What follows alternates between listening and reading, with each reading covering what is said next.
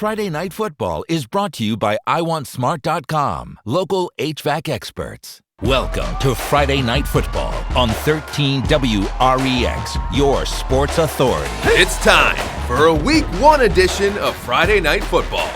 Byron, Stillman Valley, neighbors battle it out for Ogle County bragging rights. Plus, Lena Winslow starts its 1A title defense with a rivalry game, and DeKalb and Sycamore renew their rivalry at NIU's Husky Stadium. We'll see what happens Week 1. We're about to find out. Heaven now starts now. Welcome to a Week 1 edition of Friday Night Football. I'm Derek Bain. He is Eric Graver, and we are kicking off a new season with some big matchups. Yeah, that includes our game of the week with Ogle County bragging rights on the line.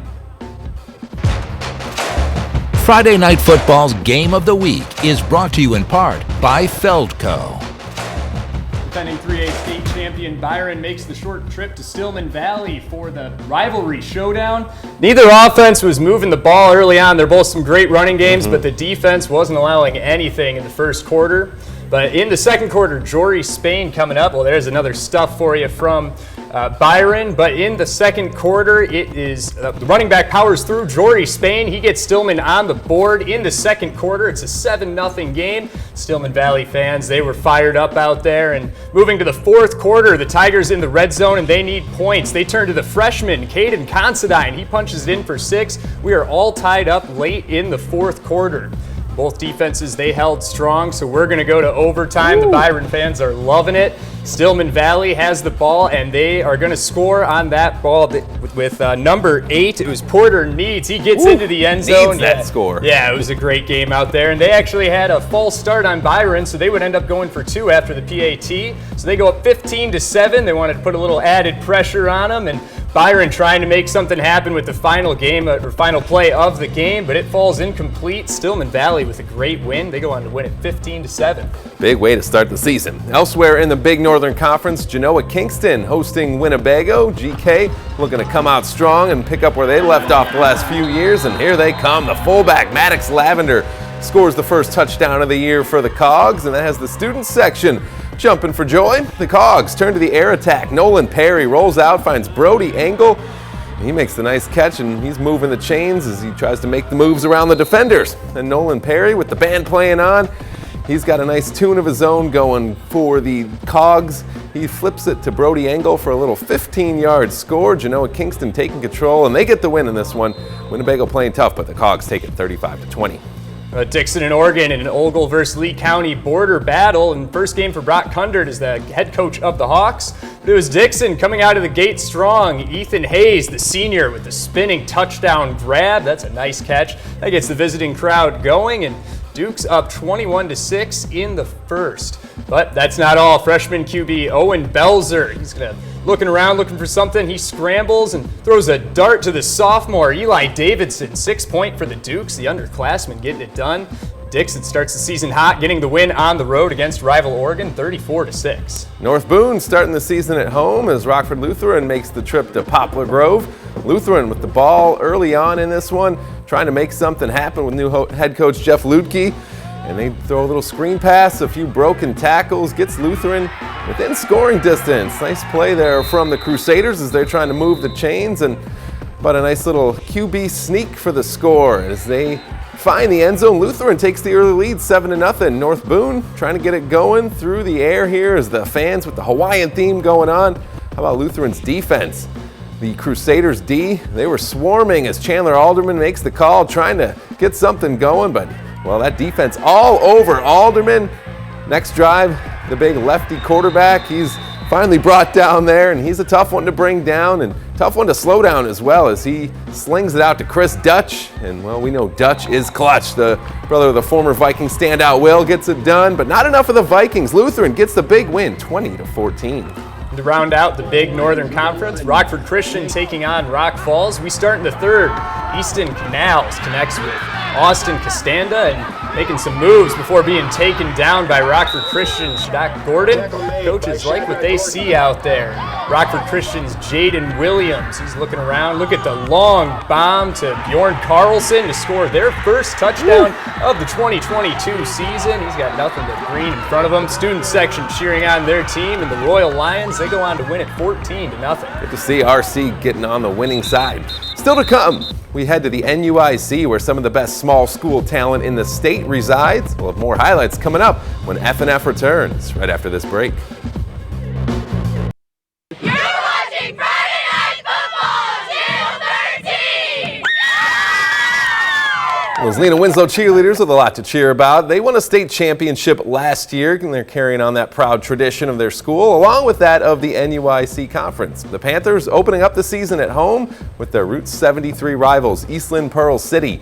Gage Dunker, he takes the handoff, powers it in for the touchdown run. It's 32-6 Lee win in the second quarter. Rick Aaron, head coach, he's not satisfied yet as Gage Dunker again, this time a little bit farther out, and he breaks off a 42-yard touchdown run as he sheds the tackler to get to the sideline. He had 3 touchdown runs in the first half.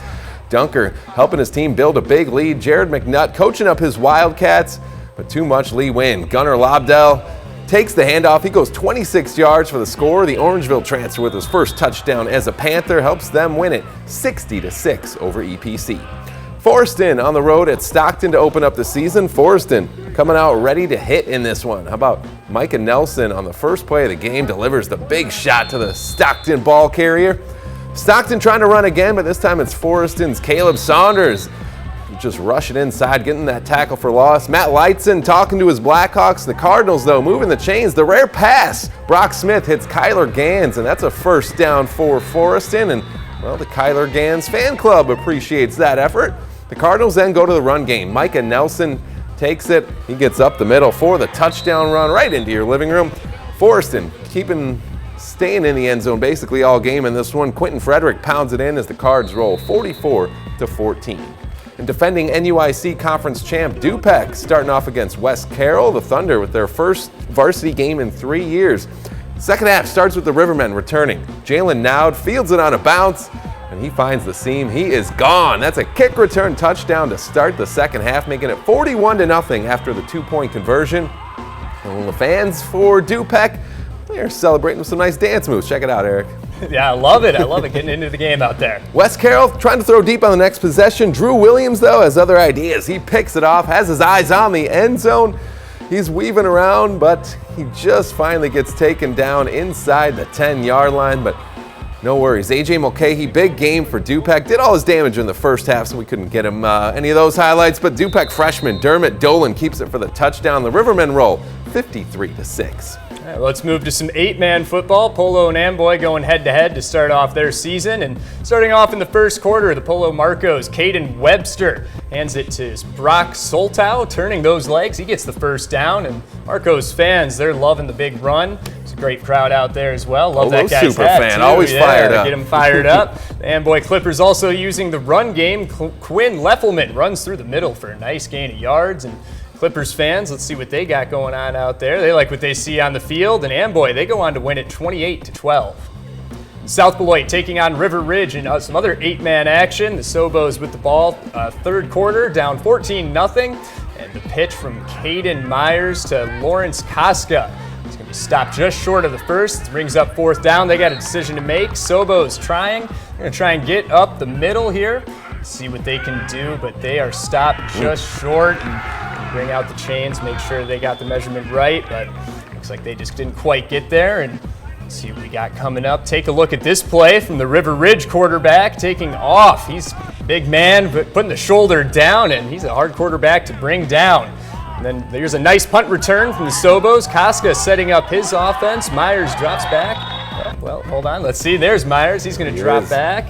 See what he's got. Show off some moves. And yeah, he's still up. He still can't be brought down. And this one got wild here toward the end of this one as they look at that move there to just get that, keep the play alive. And here they come a couple plays later. Koska, He's going to fight through, and he finds his way to the end zone as the Sobos pick up the 42-36 win. This one in triple overtime. Yeah, people were missing football 3 overtimes. It's a great way to get your fill. And Hiawatha, they're welcoming Christian Life into Kirkland for a Week 1 clash. And we're going to start right in the second quarter. Christopher Knob, he's going to be looking for his running back, Cole Brantley, who runs it. He's going to be untouched, make the game 38-0, making that look easy out there. Hawks offense getting a water break after scoring a lot of points out there. And Christian Life with the ball now. Josh Burkett turning his legs, and he just moves the chains on a big run. They can't bring him down, showing off some wheels, and Hiawatha rolls on to win it 66-24. And still to come, it's the annual rivalry game in DeKalb County as Sycamore and DeKalb meet at Husky Stadium. We'll have more highlights when F&F returns right after the break.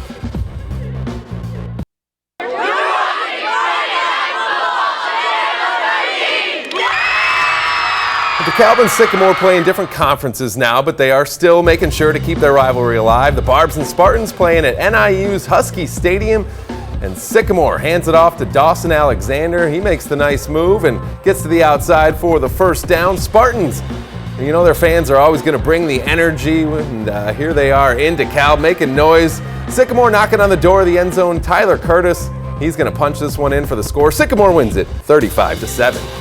Rochelle looking to have a strong year, taking on Woodstock in the Hub City. It's a defensive struggle early on in the Week 1 matchup. Woodstock's forming the ball carrier there, but goes both ways as the Hub's defensive line is flying around, and the team delivered at the final of this game, 14-7 for the Rochelle Hubs. And finally, our play of the week. How about Stillman Valley's Porter Needs taking it into the end zone in overtime, lifting the Cardinals to the win over Byron. We'll have more football coming up tomorrow.